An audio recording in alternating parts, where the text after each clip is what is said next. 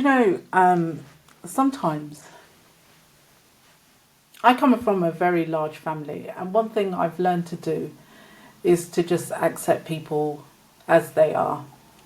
I just, if you're open to change, I'm willing to work with you to change. If you're not open to change, we'll just leave it there as it is. Sometimes we try to force situations and we just can't. It's just a no-go area. If someone's not willing to talk, to resolve conflict, if someone's not willing to heal, I just have to leave them where they are and say, do you know what? It's in my best interest to just move away from this person or not work with this person. And that's just the honest truth. And I find that a lot of times I come across a lot of black women that have an attitude towards me, and I try to resolve the conflict. If I, like I say, give everyone three chances, if I can't do it, I just move on, because life is too short.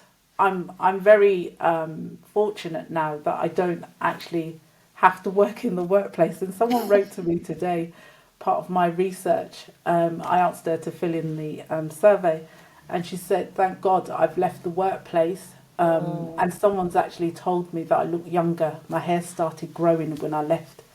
It is a lot to deal with, vying for vying for the attention of somebody, being in conflict with other black women.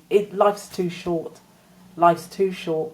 And I say to my children that, yeah, you're going to navigate through the workplace, but they tend to have a different attitude. My son, Nathaniel's a teacher. If someone gets on his nerves or whatever, he's looking to as a way out of that situation.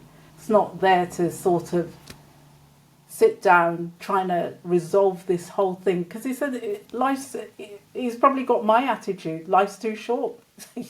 Just move on. There's a lot of people in this world, not just black women, but there's a lot of people that need support, help, and healing to just get to that next level. I don't think we are equipped for the workplace. I certainly wasn't. And I've had to learn as I had gone along, how to deal with people in the workplace, how to deal with conflict in the workplace. I remember when I was about 17 and I was in one of my first jobs, and my manager told me off in front of everyone. And I said to him, "I don't think that's the right thing for you to do." He was in his late 50s. And he told me off in front of everyone. And I said, "I don't think that's the right thing for you to do. Why didn't you take me somewhere private to tell me off?" My mum, when I told my mum, she said to me, "You can't do that. You can't talk to people like that." But I've always been like that. If you're doing something wrong, I will confront you. This is how it is. If you're not happy with it, I can't. I just don't want to deal with you, because I have to maintain that level of professionalism in the workplace. If you cannot meet me there, or I cannot meet you where you're at, that's it. What is the research showing you? What is so far? Are you getting a lot of information back about working with other, for our purposes, like black women with other black women? Are you getting information like that? There's not that much in the research about other black women working with other black women and finding it difficult, but there is quite a few stories of this drawbridge attitude, where they work with other women. Well, what they do, they get into a position, they get into a senior management position, but they do not want other black women to come up behind them, because they want to maintain this level of professionalism, and they cannot trust the women behind them to behave in the same way. And that's what I'm finding in the research. Wow. Wow. Yeah. Well, that's interesting. But in terms of the research, a lot of people say that 90% of people say that they work harder just to be seen as competent. and that is from entry level to senior manager. And it's all about impressing the boss. You know, they don't think that there's any room for anyone else. They say that within the workplace, competition is created because they do that to us. And we're playing that game all the time to say they're putting us in competition with each other. There's only room for one. I'm I seeing have a to, lot of that in the research. Some people take it very personally. It's very painful to them. It's very hurtful when other black women treat them a certain way. A lot of black women who are listening are part of the problem. Also, yeah. I didn't say that, but we we want to say, oh, this thing happened to me. A lot of the black women listening are part of the problem. I've seen the bullies come up in my comments, part of the problem. So just trying to begin the conversations on, how do we help people deal with the things that they're going through every day, because everybody here on this particular call is pretty senior in their careers and what they're dealing with and stuff like that. Not to say that you're not going to be dealing with that kind of stuff, but I think black women are traumatized daily. And other black women can be the cause of that hurt and pain. Just as Dr. Bullock was saying, she was really hurt and crying. It's hurtful. It is Yeah. really painful when other black women who you do come across do treat you a certain way for whatever reason. Do we ignore it?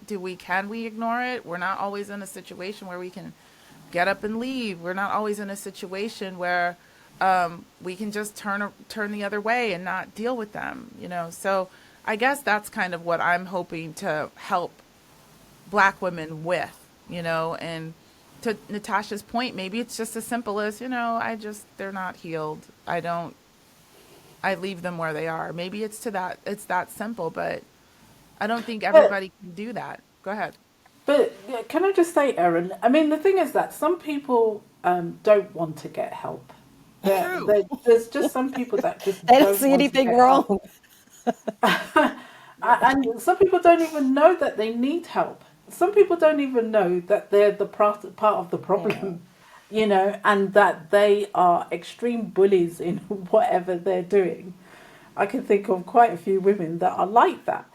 But the thing is that those that want to get help, because I did quite a lot of interviews before I started this other phase of my research, and there was a lady that I interviewed, and she was working in a place for 13 years, being bullied by other black people, black Oh. women, black men. And she was there for 13 years and she was worn out. And my advice to her was to go to get a mentor outside of the organization and join a community group of other black women that are very like-minded, because sometimes you can't find them in your local area.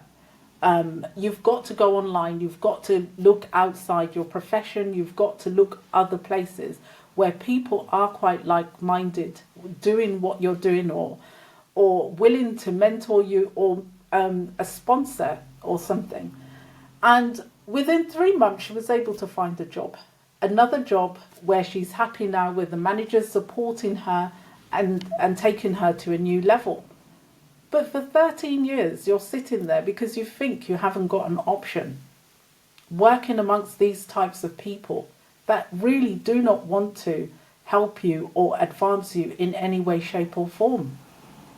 And we, as individuals, a lot of us haven't got that self-awareness to say, do you know what? I am the problem here. I question myself every day, just like Dr. Bullock.